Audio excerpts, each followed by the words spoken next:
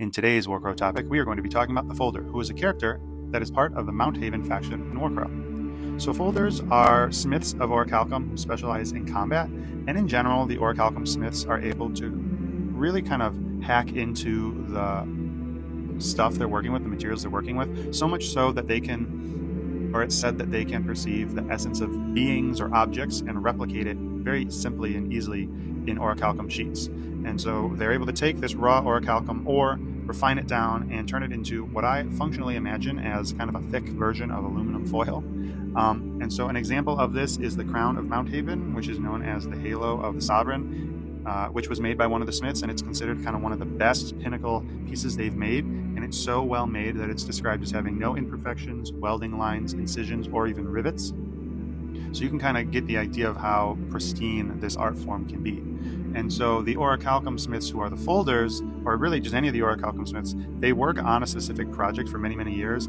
Kind of think about it how even when I'm working on painting models, right, I get really invested in the project and time can just kind of fly by. So for them, for dwarves who are a little bit longer lived, these projects can take many, many years. But when you're thinking in the context of combat and war, these Folders, these smiths, it's not really sustainable for them to make these projects all the time. So really, we don't see a lot of these kind of great works getting rapidly created. However, what we do see is these orichalcum smiths being able to take sheets of orichalcum and with quick and precise folds, they're able to make certain objects.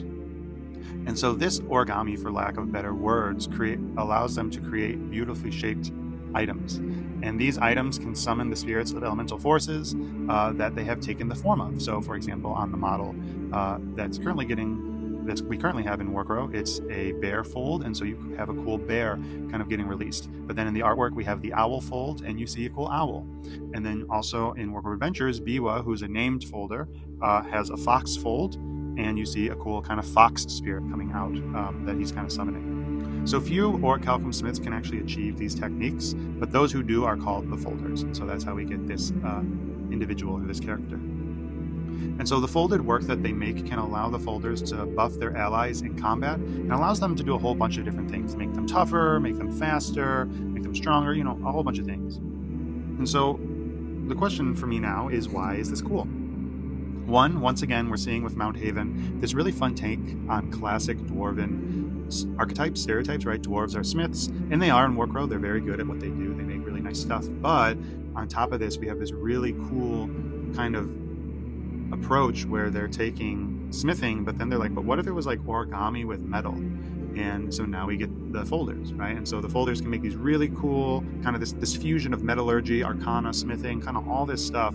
And at least from what we see, there are owls, there's bears, there's foxes. So I'm imagining there's several other different animals. In the lore book, it mentions that it can even be abstract concepts that they're doing this artwork with. So I just think that's really, really cool. This ability to be like, oh, let me just quickly fold this out into some sort of configuration I need, and then boom, now your offensive force is emboldened by it. But then maybe you need to quickly change up in battle, so you take out another piece and you fold it up, and it makes something else. So now they have a different type of buff on them. And so with that, this lore video about the Folder comes to an end. Don't forget to follow this channel to get more Warcrow lore, and if you survive the fog, I'll see you in the next video.